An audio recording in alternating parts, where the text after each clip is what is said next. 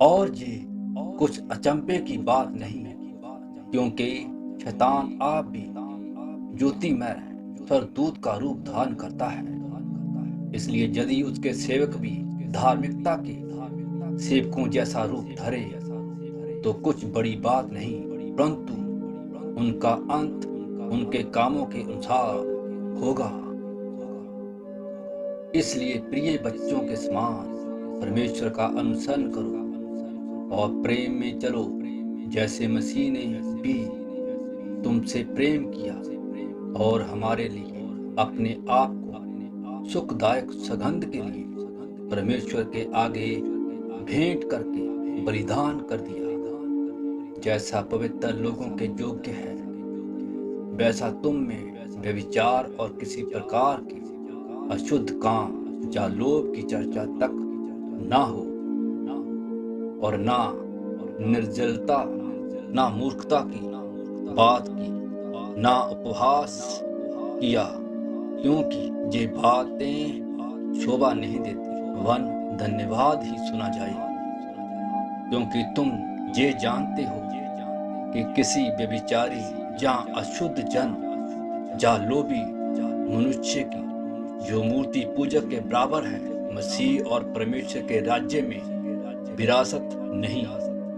कोई तुम्हें व्यर्थ बातों से धोखा ना दे, क्योंकि इन ही कामों के कारण परमेश्वर का क्रोध आज्ञा ना मानने वालों पर भड़कता है। क्योंकि तुम तो पहले अंधकार थे, परंतु अब प्रभु में ज्योति हो। अंत ज्योति की संतान के समान चलो, क्योंकि ज्योति का फल सब प्रकार की भलाई और धार्मिकता और सत्य है।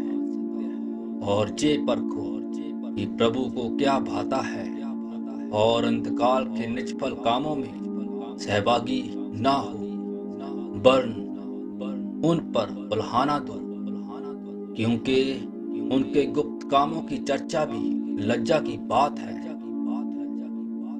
पर जितने कामों पर उल्हाना दिया जाता है वो सब ज्योति से प्रकट होते हैं, क्योंकि जो सब कुछ को प्रकट करता है वो ज्योति है।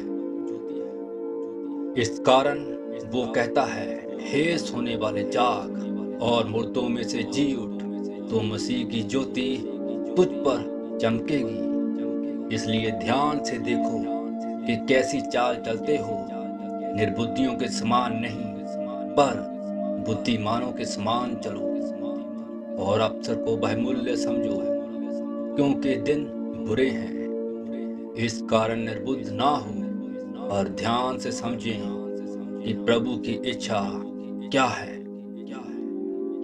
और दाखरस से मतवाले ना बनो, क्योंकि इससे लुचपन होता है, पर पवित्र आत्मा से परिपूर्ण होते जाओ, और आपस में भजन और स्तुति गान और आत्मिक गीत गाया करो, और अपने मन में प्रभु के सामने गाते और स्तुति करते रहो, और मसीह के भय से एक दूसरे के अधीन रहो।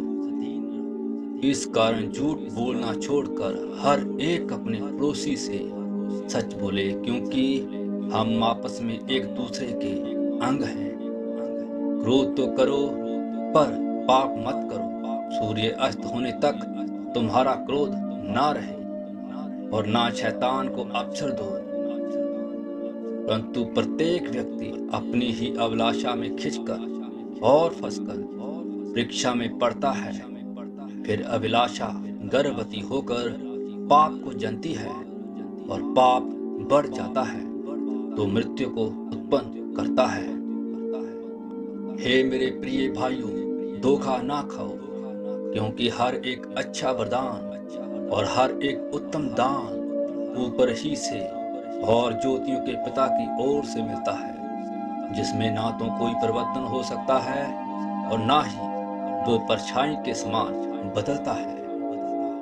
उसने अपनी ही इच्छा से हमें सत्य के वचन के द्वारा उत्पन्न किया, ताकि हम उसकी सृष्टि किए हुए प्राणियों के बीच पहले फल के समान हो। हे मेरे भाइयों, जब तुम नाना प्रकार की परीक्षाओं में पड़ो तो तो इसको पूरे आनंद की बात समझो, ये जानकर कि तुम्हारे विश्वास के परखे जाने से धीरज उत्पन्न होता है।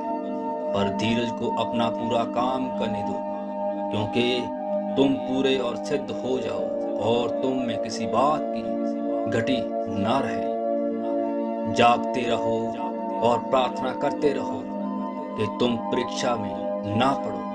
आत्मा तो तैयार है, परंतु शरीर दुर्बल है।